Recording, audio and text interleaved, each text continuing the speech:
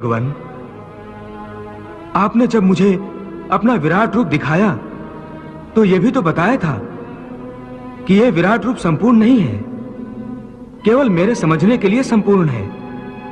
इसका अर्थ है कि वास्तव में आप इतने विशाल, इतने विकराल हैं कि आपका कोई आकार ही नहीं बन सकता। हाँ, यही सत्य है। मैं अनादि हूं, अनंत हूं, सदा से हूं और सदा रहूंगा। संपूर्ण सृष्टियों में ऐसी कोई जगह, कोई स्थान नहीं है जहां मैं नहीं हूं। जल, थल और गगन में भी मैं ही हूं। इसलिए मेरा कोई आकार नहीं, मैं निराकार हूं। फिर आपने यह भी तो कहा था कि हाथी में भी आप हैं,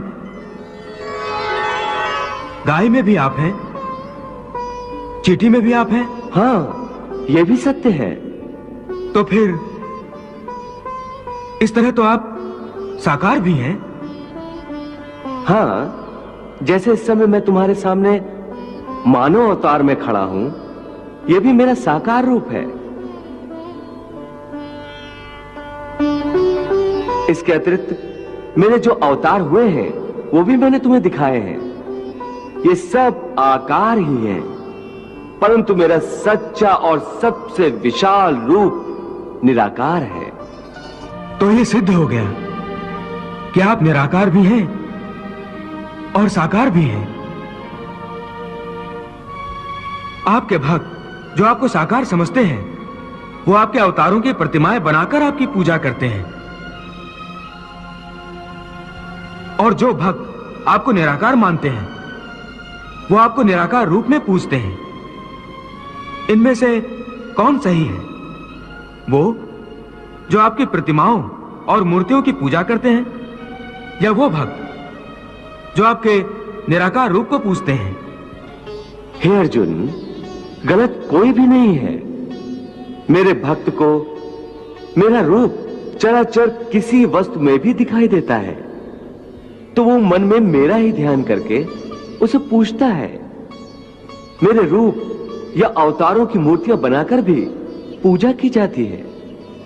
जिन्हें इन मूर्तियों में मेरा विशाल रूप दिखाई नहीं देता, वो मेरे अनादि और अनंत निराकार रूप की पूजा करते हैं।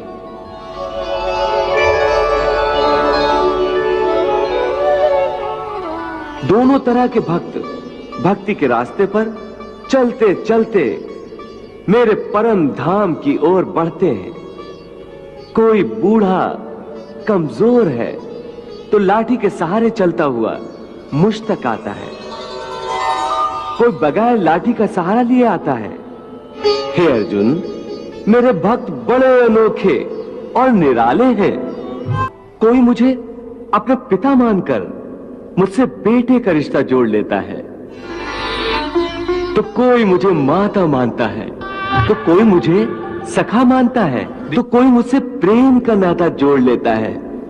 जैसे गोकुल की गोपियां जो मेरे प्रेम में संसार की सारी रीत रिवाजों को भूल जाती हैं।